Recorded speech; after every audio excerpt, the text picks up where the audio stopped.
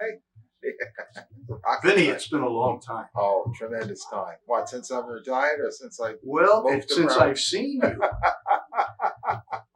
This is Vinny Carnevale, everybody. Known to those who are very close to him and his family as Jim. Am I right? That is correct. Now, give us your full name. My full name is Vincent James Carnevale. I was born on VJ Day, 1945. Okay. That's where I got the VJ, Vincent James. And my parents, after having had 8 children, came along and basically ran out of names. And the nurse in the hospital, Mrs. Sweeney, who was a preemie baby, rushed to the hospital. Actually, I'm a twin, that tends to complicate things a little bit when you're a twin. But my sister died, and I was in the hospital about 5 weeks because I was a preemie baby. Now I go about 245. I was about 4 pounds 3 ounces when I was born in Brooklyn, New York, 1268 Prospect Place. And an interesting thing about that is I just went through that neighborhood 2 days ago, and it hasn't changed at all. Now it's 1268 Bedford-Stuyvesant. I guess it's the area where some notables have grown up. Jackie Gleason, he named a lot of, in his show, he used a lot of street names from that area. And the Reverend Al Sharpton is from our area. And I went to Catholic school in Brooklyn, and then after having left Brooklyn on around 1954, we moved out to Long Island, Brentwood, Long Island. Before you get there, were you named after anyone in the family? Not really. Oh yeah, I'm named after my 98. She's still alive. My 98-year-old aunt, Vincent. She lives in Italy. In fact, on my honeymoon just past 3 months ago, we went to Italy, and she's 98, and my mother named me after her. Vincent is the female equivalent to Vincent. And she had twins in 1944, and I was born in 1945. I was a twin. And she's still alive. And but you mentioned you have a large family. A tremendous family, yeah. Both here and in Italy. And who is still here? Because you've lost family members. Nobody. I'm the last surviving Carnevale. You're the last. In the last 7 years, I've lost 6 siblings. Been kind of rough. But I put myself in a good mood for this interview because I know with my background and everything else and what John has to say. But the family itself, the one in Italy, with all first cousins. I have 11 first cousins in an immediate area. And you get to visit them when you go there. Actually, you don't have time for yourself. There's no sightseeing. It's just visiting relatives and eating and drinking wine, homemade wine. And where in Italy? Near Naples. Okay. Near Naples, on the inner part of a mountain that hugs the shoreline of Naples. I guess you refer to it as maybe Mount Vesuvius is there, Pompeii. But on the other side of that, in an area of Italy, they still, in a small little area, still live there. And that's where Capri is, in that area. Capri, yeah. And an interesting thing about my little town, we're related to Geraldine Ferraro. Her family's from that little town of maybe 150 people. It's not a big town, but she's from our area. And they had pictures of Geraldine Ferraro. I couldn't believe one of my cousins showing me pictures of Geraldine Ferraro, and having seen her as, seeing her mother and her grandfather and all of that. Church records are kept there. And my mother's family goes back there about 300 years. My father's family about 100 years. He's a newcomer. So he's been only there basically 4 generations. What was your father's line of work? When my father was educated in Italy partly in terms of he wanted to be a pharmacist. That's what he went to school for. But he didn't like to be in Italy. His grandfather, my father's grandfather, came to America and went back. And he took up a line of work when he got to America.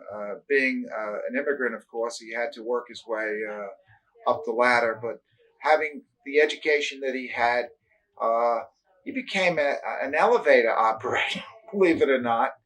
in J.P. Morgan's building on Broadway in New York, and as an elevator operator, he learned the language and he began to assimilate into American culture. And after a period of time, World War I broke out, and he went into the Army as a medical technician, or you would say a modern day EMT, Right. or a modern day corpsman, or in the Navy, or to that effect. He was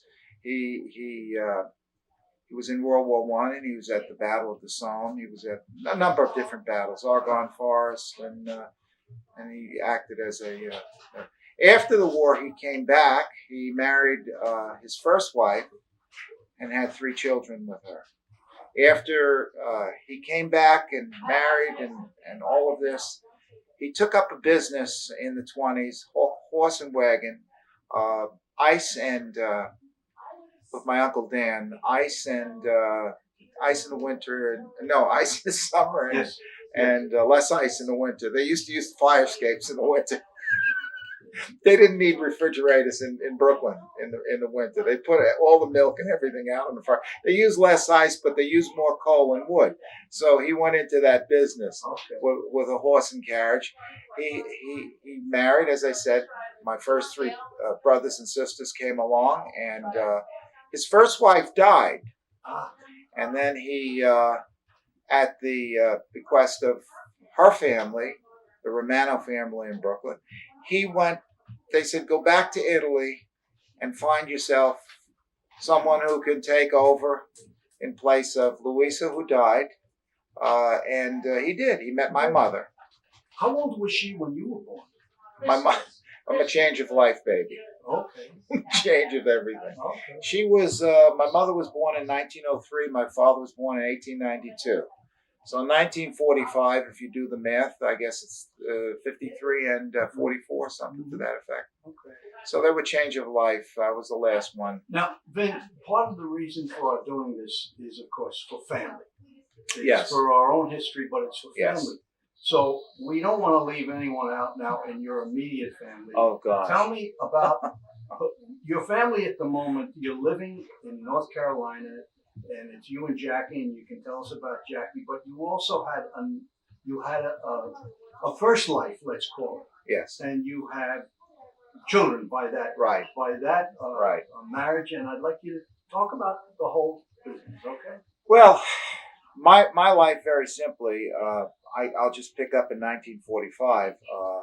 I was born, I struggled. I had older brothers and sisters, and they went various ways. My father had the proud distinction of having served in World War I as like a medical guy, an EMT guy. I had 2 brothers in World War II. I'll get through this a little. I had 1 brother in Korea, at the Chosin Reservoir. He was up there with the Marine Corps. And I had another brother in the Navy during the Korean War. But in all effect, when I came along, my brothers, we had a 2-star general in our family. We were very militarily oriented toward that the patriotism and everything was there. But getting to my stage of life, my father moved out to Brentwood in 1951 and bought property there, and then eventually built a house in 1954. And I was in Catholic school in St. Anne's in Brentwood, and we always cherished the community. Brentwood has always been for us a safe haven. It was Brentwood in the Pines. None of us had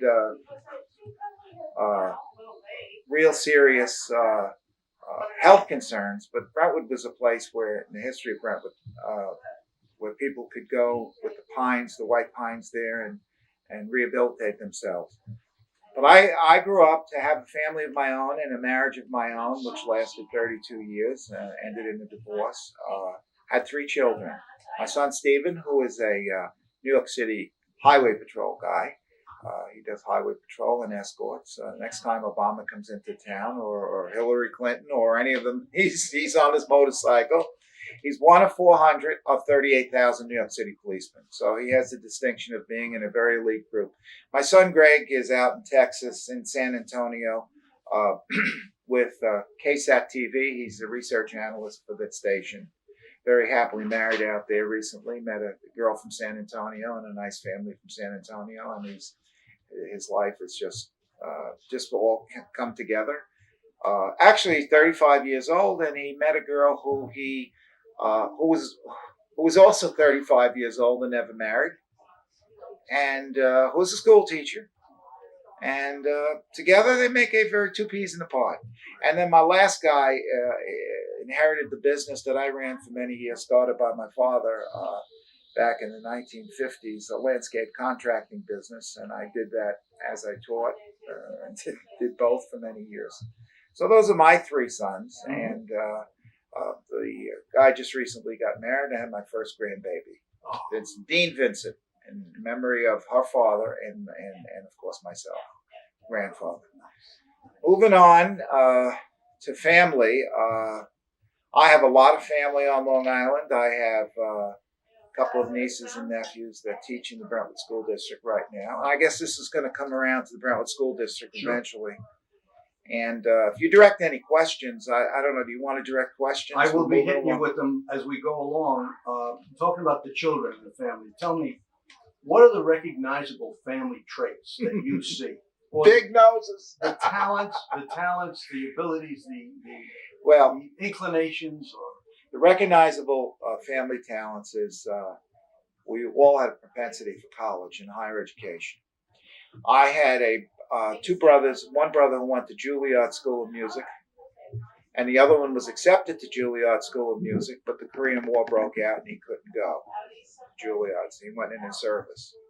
My dad played a musical instrument, played the mandolin and the accordion, and my brother Jerry played the clarinet, which he considers one of the most difficult instruments in the band, classical instruments. And the other guy played the horn, the trumpet. They formed their own band. So that is a talent, a propensity for college in my family, which for first generation are very rare and exceptional. We had a propensity for music and a propensity for sports. I had in my family one brother, the guy during the Korean War, spent his time in Puerto Rico, played on a softball team, and he played with some major leaguers, and he was that good. They won the Antilles Championship. First of all, you have to understand, Latin American athletes have a propensity to baseball. My brother would play against them and say, well, they were the best in the world, but we could beat them or not.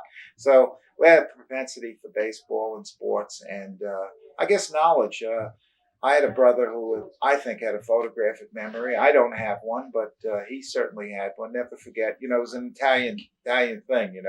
Italian Alzheimer's disease is forgetting everything but the grudges, or remembering everything but the grudges, or the grudges, forgetting everything but the grudges. There's Italian Alzheimer's disease. So, but we had that, in a family, Italian family of 9, you run into a lot of issues in family matters. Some you don't talk to for a while. It's part of the culture. So we had a culture, an Italian culture. My mom was Italian. My dad was Italian. They were from the same town. They knew each other growing up. What did your mother love to do when she was? Oh, my mother loved to all hand arts, really? Crocheting and needle pointing and stuff like that, and raising a family. She didn't have much to do. Not a lot of time. Raising 3 of not your own, and then 5, 6 more of your own. You had it was a kind of a struggle for her. She didn't have much time to enjoy. She loves the opera. She could sing. She knew the opera very, very well. She had a propensity for that type of music. And anybody who knew her growing up said she could sing very well. They learned to sing in church in Italy. In fact, my mother and father met. They knew each other, the families and all. Within 3 months after Dad went to Italy, in the same little town, they dated. They got engaged, had an engagement party. They got married. And I think in the very end, my first brother was conceived in Italy because my mother had morning sickness coming over to America. So I'm a first generation Italian, and I wanted to ask you. I'm not sure you told me before, but where were you born? Where was the? I was born at 1268 Prospect Place in the house. In the house. My mother, I was born prematurely. My sister died. I had a sister, a twin sister. She died in utero, Mm-hmm. and I was born. And that's one thing today. You grow up with that psyche of being a twinless twin. They're writing books about that now. There's a lot of development about that now. Being a twinless twin is very unique. Elvis Presley was a twinless twin, and a few other notables. I can't think of them now, but when you're a twinless twin, you have a certain psyche, and that's that you took all the on the negative side, you took all the food from your brother or sister, and you want to be generous by giving back. I guess maybe that's why I went into education. I wanted to give back a little bit. But Elvis was a very generous guy, and I love Elvis Presley. He's one of my favorites. Some do, some don't, And but so I think he was a giving man. But yeah. you're a generous guy too, Vinny. Where's Prospect Place? What borough? Oh, Prospect Place is in Bedford Stuyvesant. In Brooklyn. It's in the borough of Brooklyn, and it's specifically in the Crow Hill section. There's a little section. I guess the land goes up there, and it got its name probably in the 17 or 1800s. How old were you when you moved from that area? I was 9 when I moved. So you have early memories of that Oh, place. lots of early memories. What's the earliest one you can think of? The earliest memory of Prospect Place was, in fact, I just went to a reunion. That's why I'm in New York doing this interview. I went to a reunion, and I sat next to my cousin, Danny Labisco, who my earliest memory of school, let's take school first, was playing hooky on the first day. None of us Now, how do you play hooky on the first day? Well, we started our semester in the winter, and it was snowing outside. And in those days, by the way, you had to walk to school. It was a 9-block walk, but my sister took my cousin and I to school. We were both 5 years old, and we were starting Catholic school, St. Matthew's on Eastern Parkway in Brooklyn.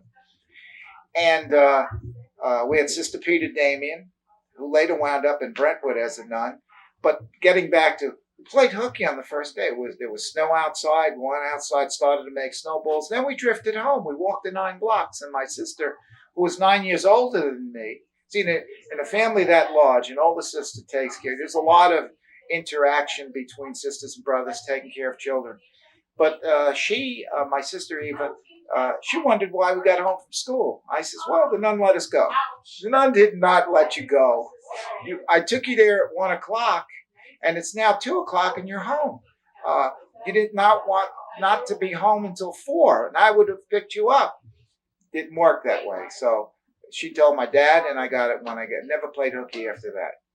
I've called in a few sick days when I was teaching, but never really played hooky. God, I didn't have very many sick days left. But that was growing up in Brooklyn. Bedford Stuyvesant section of Brooklyn, Atlantic Avenue, Crow Hill, referred to as section, and Prospect Place, and it was near Prospect Park. Prospect Park, yeah. You must have learned an awful lot from your siblings, from your brothers, and Yeah. What are some of the life lessons you picked up? Life lessons I picked up from my brothers was cleanliness. They're all in the service, and they were all very clean. 2 of them were in the Navy, and in the Navy, branch of the Navy, I don't know if it's changed today, but it's a very clean service where you tuck your military tucks in bed, making your bed in the morning, taking care of yourself. My brothers taught me a lot of hygiene things.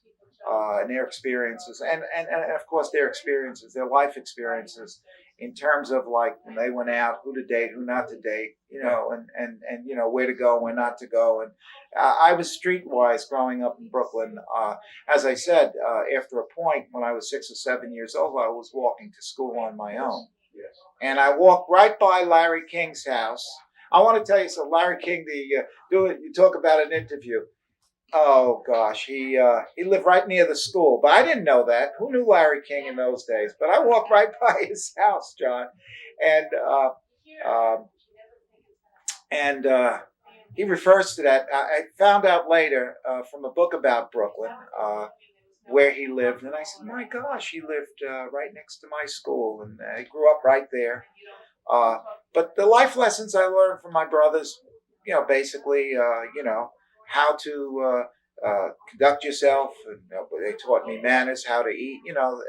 I got smacked a few times growing up. We were in a very Who were the adult influences that might have affected you that were outside your immediate family? Were there other significant? well, adults? we had an uncle living upstairs, and we had cousins on our block. Okay. So there were a lot of cousins. One, for instance, who was a role model of a lot of kids growing up in Brooklyn, but especially in our family, was Jim Romano. He pitched on the Brooklyn Dodgers.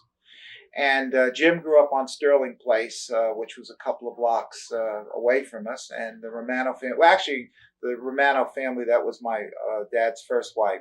She was from Romano. She was from a family of 11.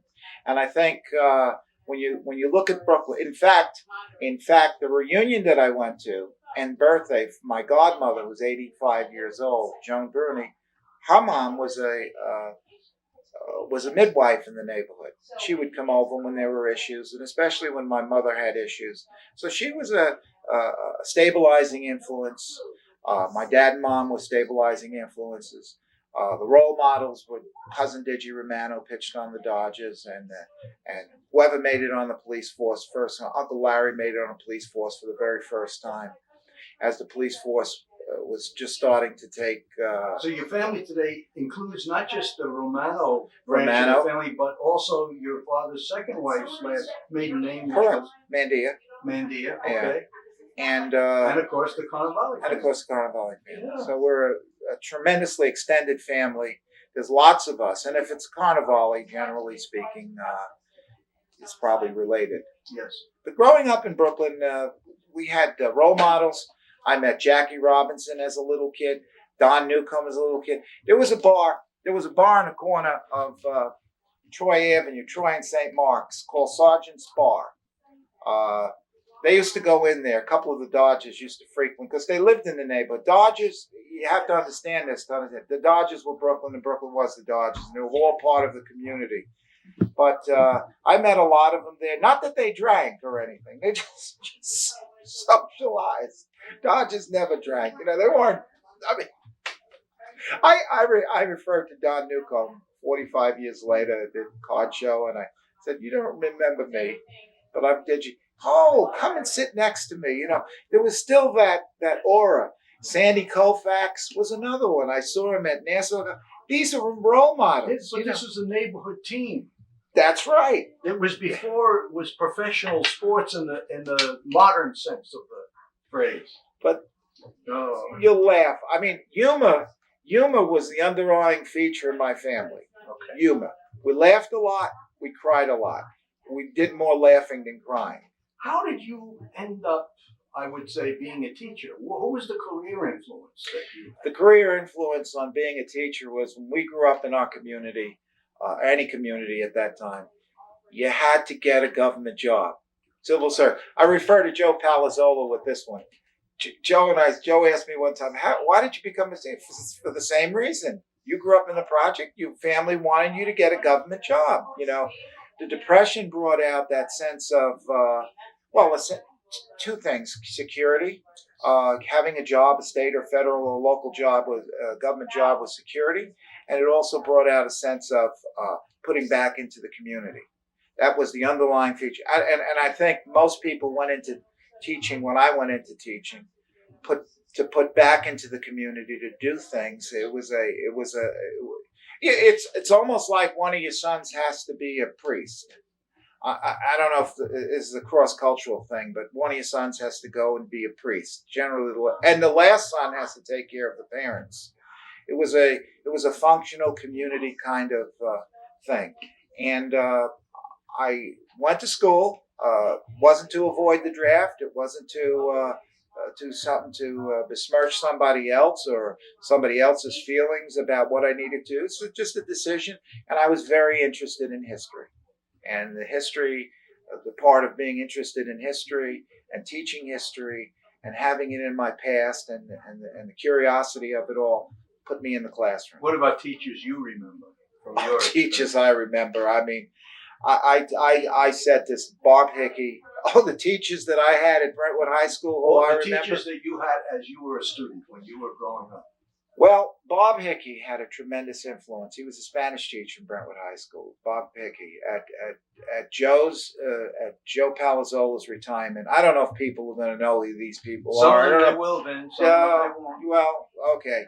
Bob was there, and I just gave him a feeling of he was one of the best. Frank Lashicott. There were teachers that I had, and then a couple in college. Frank was a tremendous influence. Dick Simmons, my track coach, was a tremendous influence. I'm like a father. But the one, my dad died in 1961. I was in 10th grade. So that was a void in my life. Mom continued on for a number of years. She was a little younger than Dad, like 9 years younger. But the stabilizing features became Dick Simmons in my high school years. Stabilizing. He treated me like a son. I treated him like a dad. He would take me home from practice, and another boy down the street. And Everett Reese was another one. Jack Zuckerman was another one. I had Jack Zuckerman. And some of the people in the history department who at Brentwood High School just nurtured my interest more in history and proceeded in that direction. I'm going to interrupt you only to say that people watching this may not have known until you mentioned that you were a student in Brentwood High School. Not only did you come back to teach there, but yes, you were a student. Yep. Let's go back, wind the clock back to your earliest school experience. Would that have been in Brooklyn, where you first went to school? Yes, it was, yes. And do you remember any of the teachers before you got to the high school? Yes, I did. I went to Catholic school. I started out in Catholic school and in Brooklyn, and there were brothers, Caesarean brothers, who taught us from the third grade up, and their discipline was kind of harsh, but kind of stern, but reasonable. And I don't want to get in. I was never abused as a person, both physically or sexually, but they had earmarked, that back of the hand psychology earmarked something that I think is missing today. We had to work and achieve success. We didn't get a medal for every grade we graduated. They didn't throw a bouquet at you every time you did something well. But there was a stern discipline in the Catholic school that enabled me to grow up to be a better person. There were very clear expectations. Very clear expectations, and if you didn't live up to those expectations, you got answer.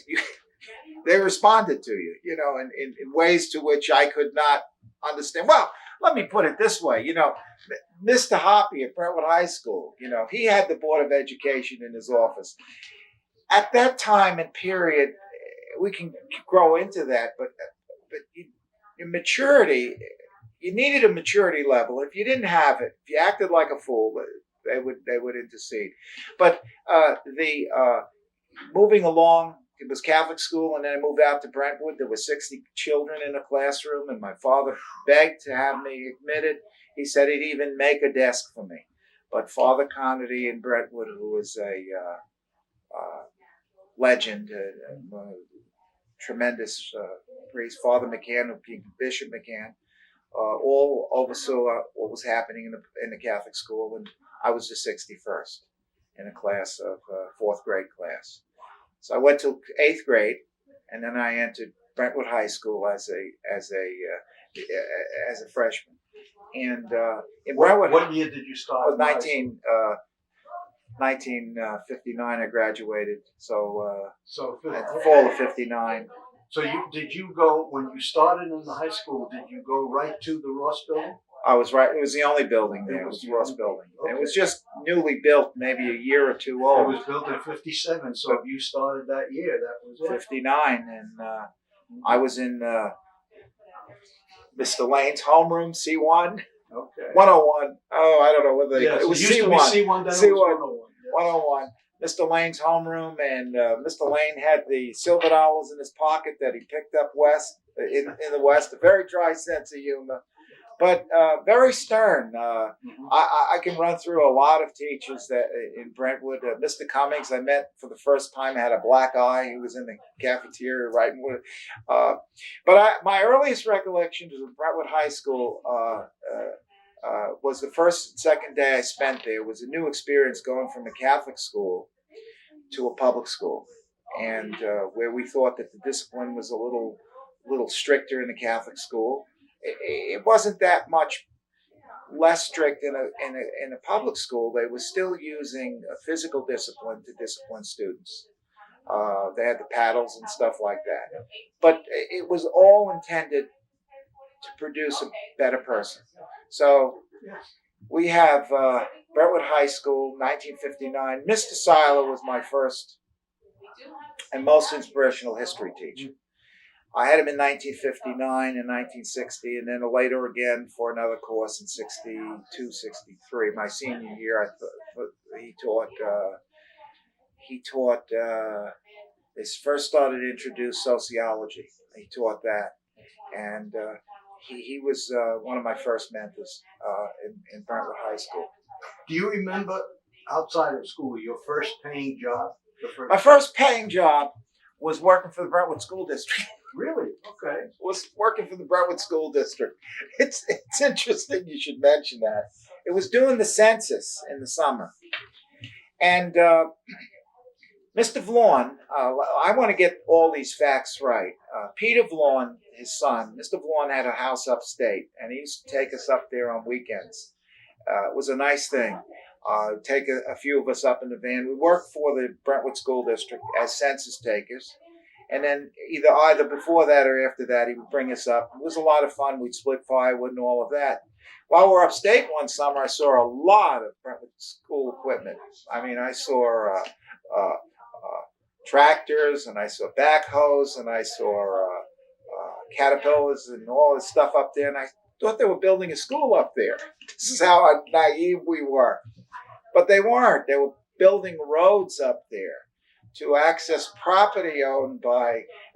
Should I be saying this stuff, or am I going to get sued for this? No. So they were accessing their property, and I think Mr. DeAndrea was up there. I think definitely Mr. Vaughn. I don't know if Dr. Hoyt had anything to do with that. I kind of lean not. Dr. Hoyt was maybe not part of it, but that was my first exam. I said to Peter, Peter, what is your dad doing up here? Building a school? Oh, no, don't even worry about it. We would go up for the weekend. And the nicest experience, because my dad had passed away, and I just clung to some of these other people and friends. And another one was the varsity club when I was in Brentwood. We'd go out to Wildwood Park and enjoy ourselves out there as a these were things that parental things that I didn't have the full parental dad, over me every day, and these young. They were formative memories. They were definitely formative memories. Let me ask you a question about the family again, because I just thought of it. A family holiday that was important every year. A family holiday there were many. Christmas, Christmas Eve, Fisher's Christmas, Thanksgiving. We would always get together. My Christmas Eve and Christmas Day. And, that was the big. What were your after-school interests? My after-school interests in Brentwood were girls. First of all, we were girls first, sports second. And how could you, no, it was a job. It was really a job. In 1961, my dad had died, and I heard of a gentleman on Fifth Avenue, Pioneer Drive. It was a Shell station on the corner. It was called Jack's Pioneer Service Station. And a man by the name of Jack Sonkin owned it. And Jack Sonkin, a lot of people contributed to my life then, as I said, Coach Simmons and all. Jack Sonkin offered me my first job, non-school district job. It was like 1963, 2 and 3. Summers of 62 and 63. Prior to that, I was working for $1.10 an hour for the school district. Jack Tonkin offered me a job if I would come up and take care of his pigeons. He had a loft on the top of his gas station. and he also was very well connected in the community. All the mail carriers would get their gas there, and the Brentwood School District would get their gas there. Later on, when I applied for a job in Brentwood, I used his name as a reference. And Jack Sonkin was a Jewish guy. He stood about Edward G. Robinson's height, and he looked like Edward G. Robinson. He was a tough guy from Brooklyn. He put up with no nonsense, but he had recently gotten a heart attack, and he was looking for a boy to go up and work on his. I got up there, and I worked there for a couple of weeks. Never asked how much. Never did anything. I went there on my bicycle. I didn't even have a car in those days. And after 2 weeks, he gave me $35 a week, $70 for a boy. $70, which I neatly brought home to my mom, and I says, "Here's $70." She gave me $5 to go to school, and she get $65. And he had racing pigeons, and every time he raced pigeons did well, he gave me 10% of the proceeds. In fact, I went into my senior guidance counselor, who was Mr. Frank, Brentwood High School, and we were talking about college. I was a senior, and word had gotten out that I was the pigeon man, and I was a friend of Jack's, and Jack had a lot of pull in the community, and not to mess with me or anything. Mr. Frank said, "What do you want to go to college for?" So I want to go to college. He says, "You don't have to. You're making more than most teachers in Brentwood High School are making right now." I says, "Come to think of it, yeah, last week I made $100. And that was hard. You had to work summer school to make that kind of money." But Mr. Frank was a generous and kind and always smiling individual, and he just hit the nail on the head. That was my career at Jack's Pioneer. I kept it all the way through college. What were your favorite subjects let's say in high school? History, basically first, sociology, all the liberal arts kinds of humanistic kinds of programs and stuff like that. Humanities. Did you have a favorite season, both then and now? Is there a favorite season? Oh, a favorite season of mine? It's got to be the winter. Okay. It became my favorite season as I managed a business where I had most of my time off in the winter. So yes, wherever I could spend time with my family was a favorite season. Then I know we're going to run out of time because your story is so great, but I want to push it along. So go from the beginning, the first day at school when you cut out. What were all the schools you attended? St. Matthew's to 4th grade. As I said, I was 9 when I left. St. Anne's in Brentwood till 8th grade, 4th to 8th grade. Oh, in between, I lived in Levittown, Bill O'Reilly's country, you know. Went to Bowling Green Elementary School for about 6 months while Dad's house was getting built out in Brentwood. Actually, it's North Bayshore, Bayshore, but Brentwood School District. And the Bowling Green, and then St. Anne's, and then Brentwood High School. And then from there, I went to Suffolk Community College for 2 years. And then from there, I went to Dowling. And then for my undergraduate degree, and after Dowling, my graduate degree, I went to Delphi University. And you ended up with what degrees or certifications? An Associate Arts degree from Suffolk Community College, a Bachelor of Arts degree from Dowling, which was Delphi, Suffolk, and a Master's in Education from... Is there something in your list of accomplishments that you point to with particular pride? Knowing John Sherin. That's what I point to with particular pride. John, I didn't know you in high school because you were too old to be going at that time. But when we had connected in terms of professionally, I always look back and tell my wife and everybody around me, and my family is all keen to that. When they say John Sherin, they know how much. Thank you very much, John, for all that you've done. You had a lot of good days then, I know, and you had, as we all did, you had bad days as well. Did you have a worse day professionally? In school, a worse day professionally. Yeah, I had a very, very, very bad day when a young kid came up to me one day and she didn't know whether to abort or keep her child. And Roe v. Wade had been passed, and She had a lot of options, and it was a bad day to know that the students were suffering from, and that kind of captivated, not captivated, but that kind of accented every day I had at school when there was an incident where a child was in doubt about it was a bad day, or any problem. A kid would come with a problem and an issue. It was always a bad day. But the good ones outnumbered the bad ones. Now, you mentioned before how you happened to come to Brentwood because your father moved the family to Brentwood. Yes. And why Brentwood? Why did he choose Brentwood? Do you have any idea why? We were driving along Sunrise Highway, and he saw a sign for a real estate agent, and the real estate agent was David Lyon Gardner. He owned a real estate agency of the Gardner family from Gardner's Island. Very wealthy man. They were developing parts of Bayshore and Brentwood. And why that house in Brentwood is because my father wanted that piece of property. My mother wanted another piece of property, which we also bought on Bayshore Road.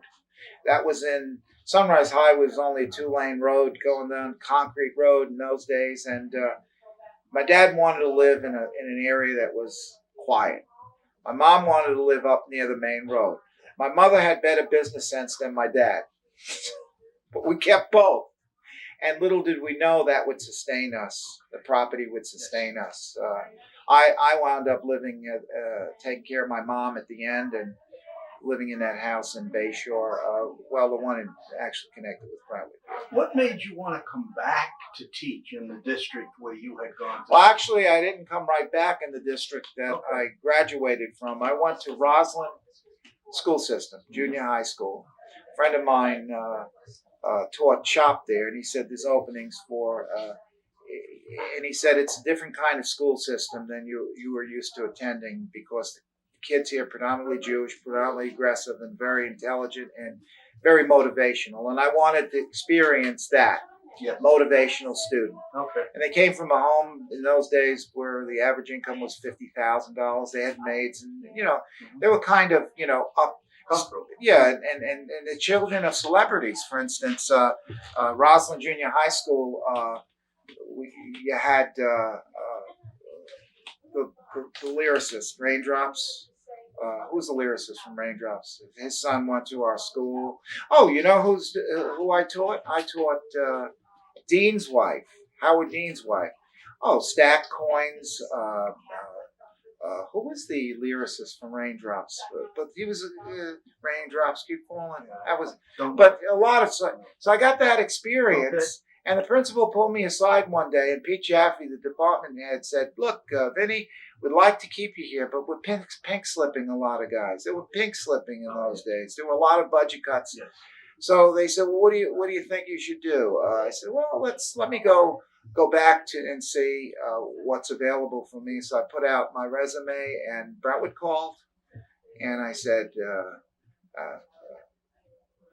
Milt Seiler called me, and he says, "Vinny," he said, "we'd like you to come, and if you weren't interested in working, I'll fix it for you, and we'll give you a hook." So I wound up in Brentwood. Okay. Milt Seiler brought me back. Oh, okay. Did you, other than just simply succeeding, and achieving, did you have a goal when you first came back, when you came to work in Brentwood? Was there an objective that you wanted to? That I could successfully, with all my strength and power and energy and effort, continue to teach. I had a family. My goal, I was goal-oriented. I had a family, and as I said in Jack Zuckerman's eulogy, a lot of people forget there was a lot of uncertainty in teaching in those days. A lot of pink slips and a lot of going on. Teachers did not have the kinds of salaries that they needed and deserved to have. They were being laid off. The union wasn't involved. But my goal was to continue to teach and support my family. And it became 5 years. It became 7 years. It became 10 years. It became 15 years. And then I put in 32 and a half years. What are some of the classes and some of the programs you taught? Well, the basic programs were the American Studies 1 and 2 Regents, Initially coming in, it was, and then we went on split sessions, and being less senior than other teachers, I wound up with European history. But there was the main meat and potatoes kinds of classes that were required to get through and get the credits. You also coached, didn't you? I coached for a while in Roslyn. I coached lacrosse, and I coached. Did I coach in Brentwood? No, I didn't coach in Brentwood. Because you were running a business. I mean, you had. Yeah, I had a. You were a busy guy. Renovated. We all needed jobs. You know, when we first started to teach, we all needed different highlight jobs. And I started up my dad's business, and I continue to have it. My sons fell into it. My brother helped me out, and it was kind of an interesting thing, but it was not a vocation. My vocation was teaching. And that's what I want to ask you. I want to ask you about that because, and I ask everybody this, man. We all came in with some purpose every day to get up at 6 o'clock or 5 o'clock in the morning and show up and do day after day. You had to have a purpose. You had to have a reason that brought you there for so many years. Did you ever think of putting into words what your mission or what your purpose My mission was to get to school before Guy DiPietro did, especially when it snowed, so he could call the Sonderling building and say, "Hey, Vinny, who's that?" This is Vin Carnevale. "Vin, is there school on today?" I said, "Well, I'm here with my snowplow." Because we had a snowplow business in the winter, and I would know. Guy DiPietro would show up, and he'd ask me if I was there. He'd be calling from Dix Hill somewhere. I said, "Guy, there's no problem. The boys at Brentwood clean the parking lots." I was sitting at my desk at 4:30 in the morning, sitting in the front office at 4:30 in the morning when he called. Those are lots of, but Brentwood, lots and lots of, my humor sustained me there. I think it kept me healthy. John, anybody listening to this tape, if you didn't have a sense of humor, you couldn't make it there. You had to have a sense of humor, and you couldn't do as the book points out. You couldn't take things personally. You couldn't assume anything. Do the best job you could do, and keep your word. The Four Testament. The crush of numbers. There were so many kids. I went to the first graduation of Brentwood, and 1,200 kids at Long Island. Did I do the right thing leaving Roslyn to come here? 1,200 kids. I can remember Jeff Wolf in the tuxedo. He was one of the advisors there. I said, "Jeff," I said, "this looks like," he said, "it's going to be 1,200 people and their families all in." That was the most incredible thing about Brentwood. I couldn't understand the size. When I moved there in 54. Where was that? At the Long Island Arena? Long Island Arena, Comac Arena. Yeah. We played hockey there. Would seat 3,000, but all the graduates were down in chairs on the floor of that. Now you keep connection with your former colleagues. I know a lot of them. Yeah. I know you certainly try to. You do it long distance these days, but you're doing it. Did you ever have any involvement with the union, Vin? Were you ever active at all? No. I was a union member, but I never could get involved in that. Yeah. I wasn't looking for an administrative job. No, I didn't have the administrative license, and I wasn't a union type of person.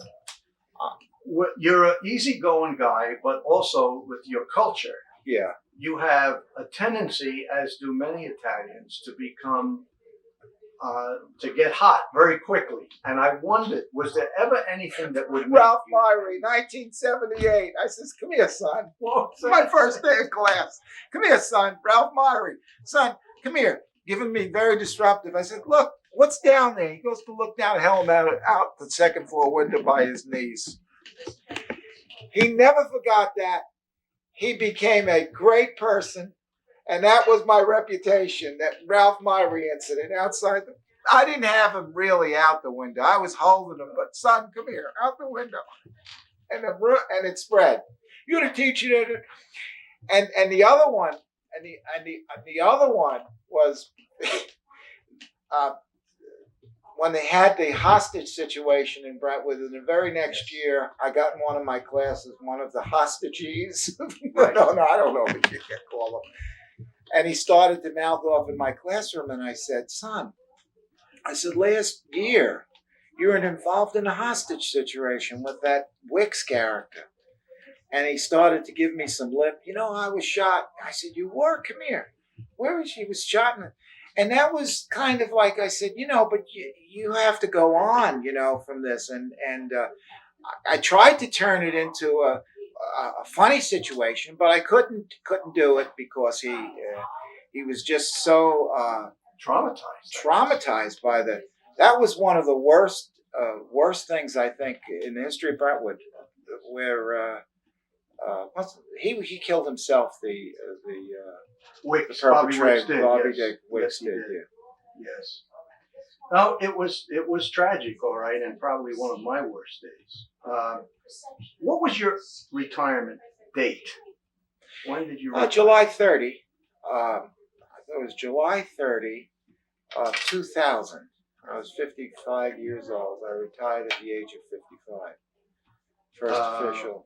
You're a proud professional accomplishment, something that my proud professional accomplishments in Brentwood was to run into students. Yes. From time to time, very often, more often than I thought, and have the weight of their not the weight of their life, but the things that serve to be proud of having had me as a student. The most recent one story was a girl who's a receptionist in West Islip for a gynecologist, and my son and his wife, my first grandbaby was born, and she met the two of them at the desk and said, you know Mr. Carnevale? Vincent, my son's Vincent too. He says, yeah. He said he was a teacher. And to get a call on Hilton Head and a kid from New York coming down, Sean Sexton, wanted to play golf with me. And kids in my class down in Hilton Head playing golf. These are the things, and to see some of them achieve even, I tutored Yale Madowitz, who went on, Dr. Madowitz's son, who went on to better. James Wortman became a vascular surgeon in all fields. But the thing I'm most proud about them is that they became good family people. They raised their children properly, and they became good citizens, irregardless of the education. What was your last building assignment? My last was in Sonderling. And the total number of years that you put 32. 32 years. Yeah, and a half. And you remember your beginning salary before taxes? Yeah, my beginning salary before taxes was like, wasn't bad. Yeah, $5,400. $5,400. Okay. And at the end, I think it was 94 or 98,000. Okay.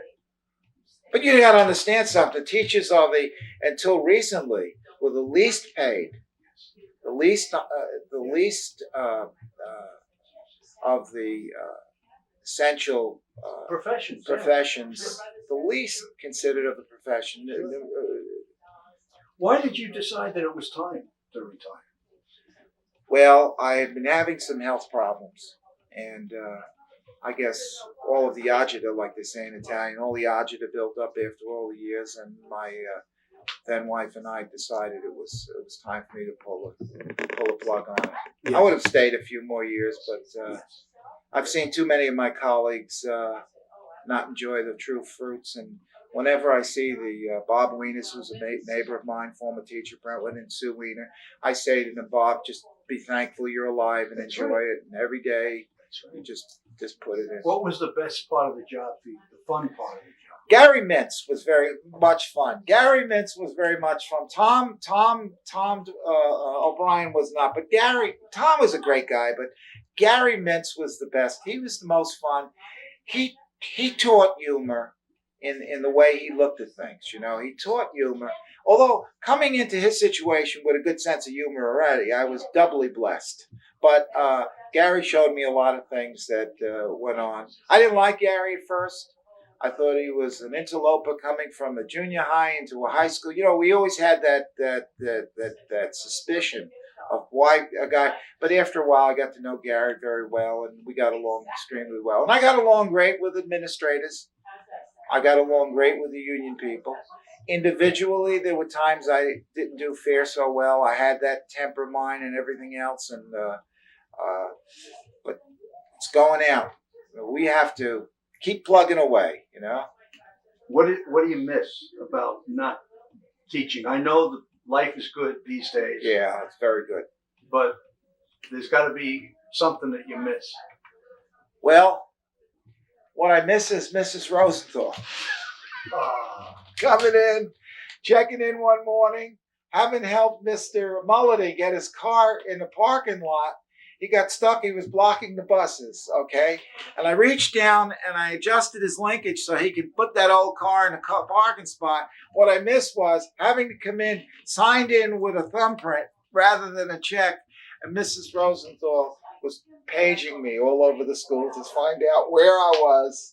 I said, if you check the check-in sheet, my fingerprint is, I couldn't write. That's what I miss.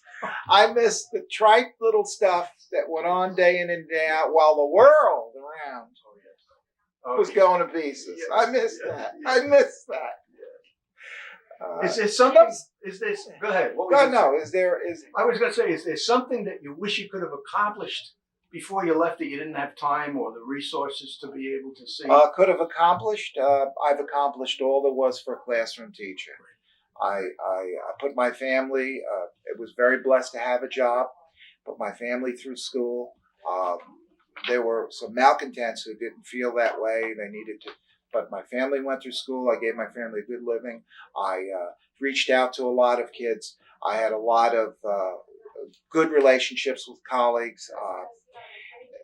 I'm a fulfilled man. I think that profession fulfilled me, made me who I was, and did you have a favorite? Defined me who I was, and I was going to ask you if you had a favorite year of the whole run. Of the whole run, I think the year I came back to Brentwood High School and got married in the same year. That was a great year. Vinny DeRiggi came in, took my classes while I was on my honeymoon, and I came back. It was 1970, 71. It was a good year for me. And became senior counsel of student. I was advisor to the student council. Yes. Yeah, there were a lot of things I did. See? I left out of this interview, but one of which was when Izzy Rivera came up to me and Bobby Young, and you know all of them. They were all radicals to the left. They were going to Stony Brook, and I got Izzy to just see the other side of the coin, wear a tuxedo, and come to the senior prom. And yeah, and then Bob Young didn't like that, so he gave me a book when he graduated and received I gave him an award for student council. He reorganized the whole Constitution. I gave him an award, and you know what he gave me? A copy of Chairman Mao's quotations in red. Nicer. I still have it today. It's still on my thing. I would like to ask you two questions. I want to ask if you have any advice for people who would be coming in to take your place or my place, who are starting in their careers as teachers. Wait, before you answer, that's one question. And the other question is if there's anything else that we've left out, that we haven't talked about, that you want to talk about. Okay. And finally, at the end of this, I want you to I knew Valerie very well, yes. And I knew your son's mother, right. And she's a lovely person, and you have met another lovely person to whom you have wedded, and you are a lucky man to be with Jackie today. Yeah. And I would like you to tell us a little bit, something about your life in North Carolina, and we have not a lot of time to do it, Ben. So, all right. First of all, on the first question, my advice to the new teacher, who I met, taking over my schedule. Nomine Patria Filio Benedictum Sanctus, and Nomine Patria Filio Spiritus Sanctus. She said, what does that mean? I said, well, I just blessed you. You have 2 9th grade repeater classes. You have 2 11th grade American Studies classes, and an elective of your choice. And then, real sweet girl. I don't know where she went with it. I said, just keep your presence of mind, keep your values. Don't let anyone discourage you from doing what you need to do in the classroom. But most of all, keep your sanity and keep your heart, and put your heart in the right place. I told her that. Okay. She took over my classes. As far as anything else is concerned, have we left out anything? No, you left out a lot. I mean, there's a lot of things that went on in Brentwood over the years, but more importantly, my biggest regret was not having understood what Milt and John and you guys all did with Madison. And then when I did realize it was not too late to admit it. I continued to teach and enjoy that understanding of what you all did with Maslow Tafla. And that was my big regret, that I didn't get to become part of that, or couldn't become part of that at the time. Okay. Lastly, having met my wife Valerie, ex-wife Valerie, she was the one behind it, had to put up with all the. And then once she went back to the classroom, she understood me a little bit more, and that professional compassion for what I did and an understanding was done at home. And we many nights talked about Brentwood and how I could survive a little better. It was a tough period. And I don't blame anybody for it. It was just time and change. But my current life, I live in South Carolina right now. I live in Hilton Head. My life is centered around a new woman who I've met, been divorced, and I've remarried, and she's brought to me a lot of an understanding of what I need to do as a retired person. I always needed not to be shown what to do as a working person. I was a working fool, a workaholic, but she showed me how to relax and enjoy myself. And my oldest sister told me the same thing, having met Jackie, that she'll slow you down a little bit and enjoy life a little bit more. And I thank, first of all, I always thank when I speak to anybody in Brentwood, I always thank Ms. Browman. She's the head of services for teachers, retirees, and all of that, pupils, I think professional services. Thank Brentwood. I thank Tony Felicio. I haven't mentioned his name once, but Tony Felicio was the thread through Brentwood that, do I have a couple more minutes, John? Thread through Brentwood. I've never seen a man as dedicated as he had been to the Brentwood School District, who had been at all the events. I cherish and thank Fred Weaver and Burl Knott and all of the ones who had me in their office from time to time, and Harvey Brickman. There's just too many people. I've got fond memories of Brentwood, and I just enjoy. And I just want to leave on that note. You can reach me in South Carolina. The email address is Jacqueline, Jacqueline, like Jacqueline Kennedy, bg1@aol.com, or at greensideretired@aol.com. In South, if you're ever down there, look me up, play a little golf. I do a lot of that, and a lot of community work. Vinny, I'm just so privileged and happy to be here. You are a lucky man. I want to tell you. Lucky ducky. You're lucky ducky. You've got a wonderful lady here. Thank you. Thank you very much, John. And thank you for giving us an hour of your time. Thank you. Oh, because in another couple of hours you're going to be. I was wondering when you were going to do the interview. I mean, whether an interview. I like to see some of these.